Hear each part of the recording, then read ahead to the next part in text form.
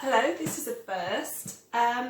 So my name's Melanie and I'm one of the tutors at college who teaches the level 3 in applied science with analytical science and forensics. So I'm going to do a heart dissection today. We've already looked at observation skills. We're looking at the heart this week, and then next week we'll be looking at the bones, and the following week we'll be looking at some another part of the course. But today I thought it'd be quite interesting, rather than me just stand and do a PowerPoint, but actually to do a heart dissection. So this is the heart. Now I'm not going to pick it up yet because I want to just turn to this model and talk to you a little bit about the heart before we actually get in there and start cutting away. So your heart is about the size of your fist, and it sits just a little bit to the left side, around about here. Okay, now your heart is responsible for pumping blood around your body. Blood comes from your body, from your cells, and it's used up all its oxygen, and it will come, and here we have a nice model, into that deoxygenated blood into your right atria. It's a little bit like a collecting vessel, and the blood will go into there. It will then flow into your right ventricle. Just to make sure any blood that's in there has got through, that ventricle, atria will contract, squeezing the last little bit of blood through to the right ventricle. So in this model you can see this is the atria, this is the collecting area, I don't know if you can see that there, and that will contract and push the blood through into the ventricle, which just sits here, and it actually goes through this tricuspid valve into this area. This ventricle will then contract, push the blood up through this vessel, which is the pulmonary artery, where it will go to the lungs.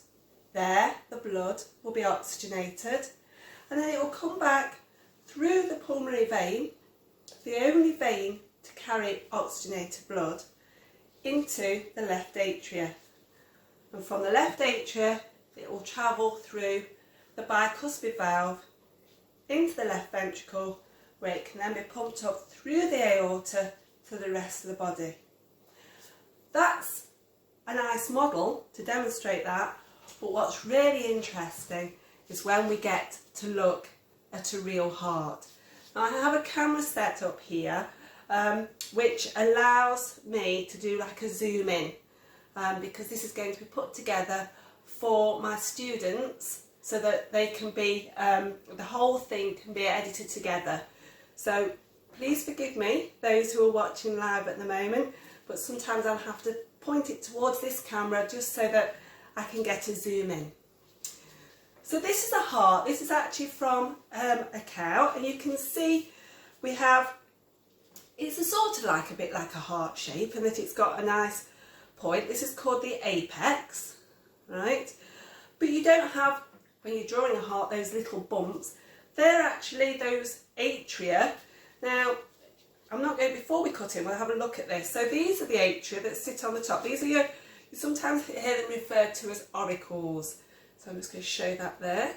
So this is the bit which where the blood comes from the body. This is the one for where it comes from the body, and this is the one where it comes from the lungs.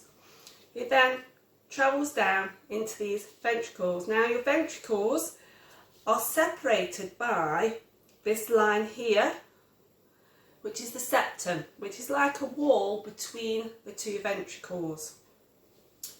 Now surrounding this heart is something called a pericardium. It's made up of actually 2 layers that surround and hold and keep that heart protected. It's a bit like a protective coat. Between those 2 layers of the pericardium there is a fluid, and that acts a bit like a cushion. Now you may have heard of a condition called pericarditis, And that's found mainly in young people, and that's where there's an infection in that pericardium that surrounds the heart. And what happens there is, because it gets infected, that heart, that envelope that's surrounding the heart can't move as well. So when the heart's trying to contract, it pushes against that pericardium, and it can feel to the person who's got it a bit like a crushing feeling in the chest. And the symptoms that you get are very similar to a heart attack, in that you get a crushing feeling in your chest, pain going up to your jaw and down your arm. But obviously people will know, based on the age and the fitness level of the person, whether it's going to be a heart attack or more likely to be pericarditis. So that's sort of like how, what's on the outside of the heart. There's also, I'm just going to show the camera here, you can see there's blood vessels that also go through the heart itself. Okay, so that's the outside of the heart. Other things we can see blood vessels, and we'll talk about those when we have a look to see which of those blood vessels that we can see here, we can see on the top there. So I'm going to cut into the heart now, so this is going to be interesting. Now, obviously, at work, I would have a lab coat on, and I would have safety glasses, and I'd have dissection equipment. And unfortunately, obviously, I haven't got that. So I'm just having to use trusty kitchen scissors, so please forgive me, because this is the first time I've done this at home. Now, obviously, the heart is thick muscle, so it takes a little bit of time to cut through it. So let's see how we get on. And then over to the side there. So I need to cut a little bit more because it's quite thick to get through. There we go. So this is the left ventricle. I don't know if you can see that there. Okay, so the left ventricle, this is the, like I say, the left atria. This is where the blood, if you remember from what I said, let me just show the camera there. That is where the blood has come from the lungs, so it's got lots of oxygen in it now. And then it will pass through the bicuspid valve, which is a valve here, which you can't really see very well. There's one of the leaflets of that valve. I don't know if you can see that there.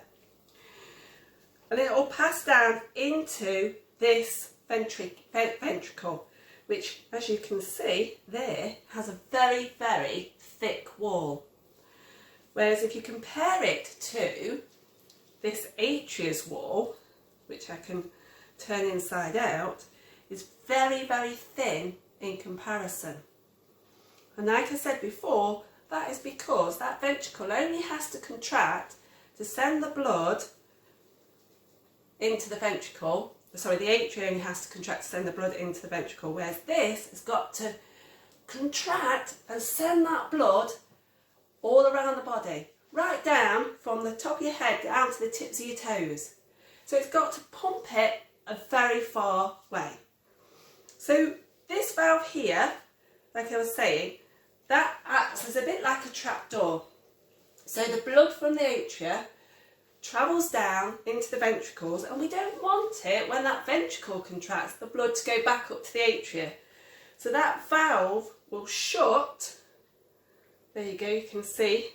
So if it's trying to pump back up, it pumps again, the blood goes against that valve, and can't travel back into that atria unless there's a fault in that valve. And that's the mitral valve, and some people can have problems with that mitral valve in particular. But the name that you will call it at college is a bicuspid valve. You have a tricuspid valve in the right ventricle, atrioventricular space, and a bicuspid valve here. And the way to remember it is, because your blood's coming into this one first, if you like, from the body, and this is coming from the lungs, try before you buy. Okay, so these are blood clots, unfortunately, quite disgusting. Now, you may notice these things here, these like little strings. I don't know if you can see those there. They're the chordae tendineae, or your heartstrings. So you may have heard the phrase pulling on the heartstrings. That is what, when the blood is trying to pump the wrong way, so when it's contracting, that's what they're pulling on. So I don't know if you can see that there. Like that. As the blood moves back, or tries to move back, it'll actually go against the heartstrings. Alright, so there we can see. Now, another thing to notice is that you have a very rough surface in both the atria and the ventricles. Now, your part of that attached to the heartstrings is what we call papillary muscles. But also, this rough surface means that the actual heart, the actual ventricle or atria walls don't stick to each other. If they were perfectly flat, there would be a risk that they couldn't. If you listen to my hands, they sort of like stick next to each other. But if it's all rough, they won't stick, and therefore your heart can pump faster. Whereas if it was flat, there'd be a risk of those walls sticking. Alright, so we've talked about the atria and the thickness of the walls compared to the ventricles. We've talked about the heartstrings, and we've talked about the valve. So now I'm going to cut into the other ventricle so we can have a look there. So again, we cut up like that, and then we cut across like this. Oh, and again we've got another big blood clot, so we'll just get that out of the way. Now, at college you will have the option to do a heart dissection yourself. You may have already done it at school, but we would never force you to do it at the college. We encourage you, and some people will try it, say I'm not going to do it, but then once they see it, they say, oh, I want to have a go. We do heart dissections because we need to do that for understand the heart for your Unit 1 and your Unit 8, and also for the forensics unit, because we look at different heart conditions and what may have happened to a victim. But we also have to look at the respiratory system, the digestive systems. So you're going to have the opportunity to look at a heart dissection, lung dissection, kidneys. So because the course is very practical, we like to sort of like encourage people to get involved and have a look. Alright, so this is your right ventricle. Now your right ventricle only pumps blood up to the lungs. So if you remember, your heart's sat here and your two lungs are there, so it doesn't have to pump the blood as far as the left ventricle does. So if I'm just going to show the camera, if you look at the difference in the thickness of that wall compared to this wall, there's a big difference. And one of the best things is when you're doing this at college is to feel that difference. It's amazing how what the thickness of compared, because actually the volume of those ventricles is very similar. Alright, but they have to pump that blood, and both these ventricles will contract at the same time. They're going to pump that blood, one to the lungs, one around the body. Like I say, that's got to pump the blood a lot further. Okay, so this is your tricuspid valve, and these are the heartstrings to do with to do with that one. So as I said on the model here, the blood, the oxygenated blood comes from your body into this atria, where it then travels down through there, and you can see as I'm pushing against that valve, there's the valve, into the ventricles. It then travels up through here, through, this is your, I can get my fingers in there everywhere, up through your pulmonary artery to your lungs. Now, the good way to remember whether it's an artery or a vein, arteries are always going away from the heart, veins are always coming in. So this pumps it to the actual lungs, then like I say, back into the left atria, down into the left ventricle, and then up through the aorta. So this is your aorta, this is your pulmonary artery. Now there's again, you can't really see it here, but when you have a look at college, you'll see again there's a difference in the thickness between that aorta wall and the artery wall there. And again, that's because this aortic, this is going to take the blood, it's the artery that takes it around the body. And remember, very thick blood vessel is going to contract, that blood's going to be under very high pressure, and this aorta has to then be able to withstand that pressure. And because it itself has muscular layer, it can actually stretch and recoil to be able to then cope with that changes in pressure. So that then takes it down round the body.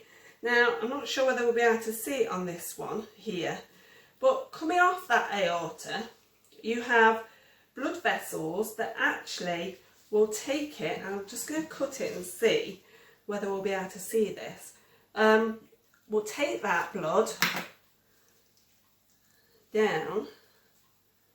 Is that the right one? Let me have a look. I'm just, please forgive me while I have a bit of a probe. Around.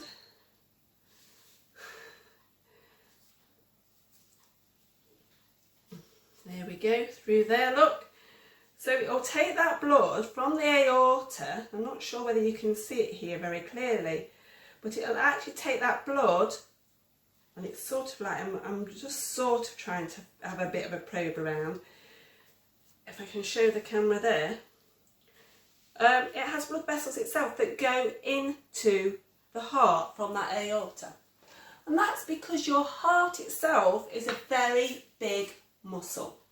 It has lots of organelles called mitochondria that produce energy that's required to make that muscle contract.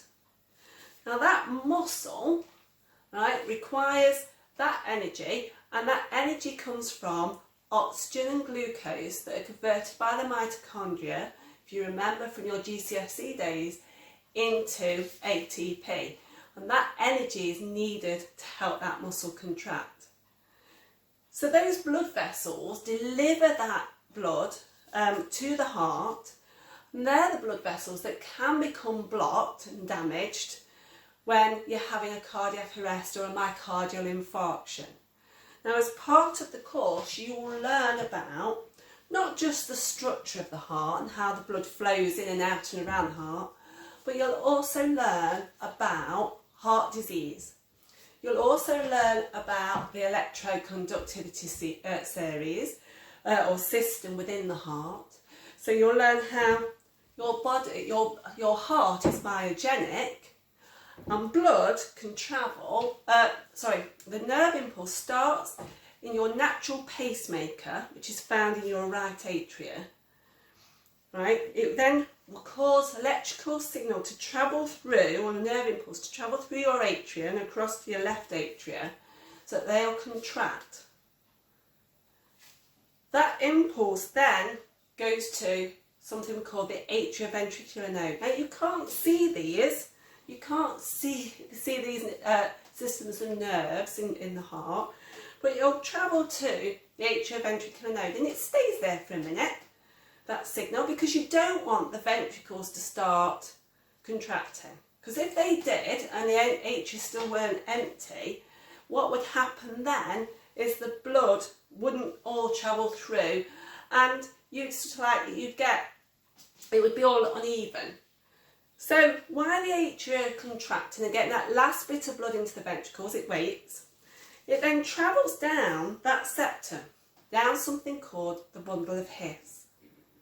It then gets to the apex and then travels up something called Purkinje fibres, which travel up through the ventricles, and they cause the ventricles to contract.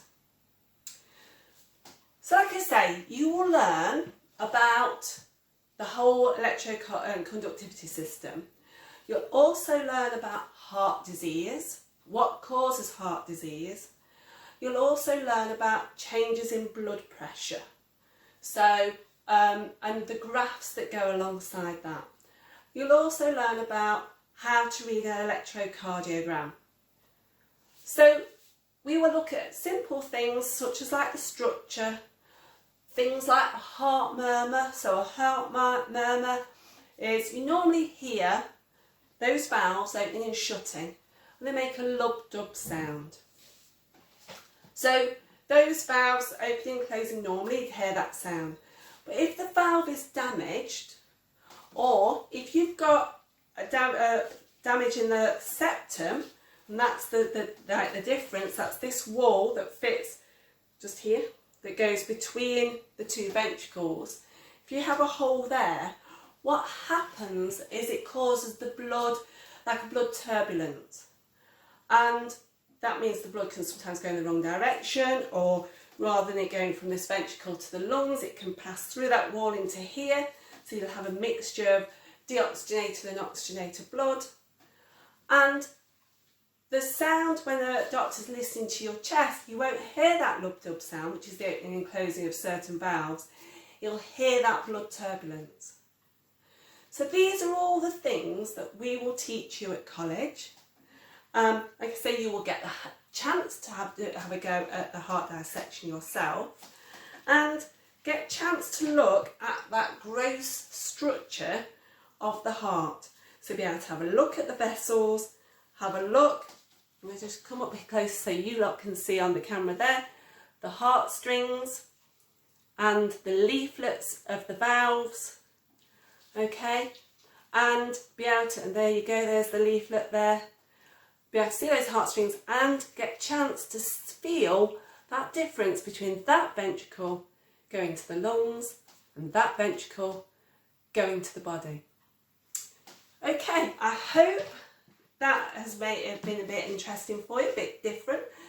First time I've done this at home. Bit of an experience. Hope you've enjoyed it. If you've got any questions, just pop them on the post for me and I will try and get back to you as soon as possible. Alright, okay, bye.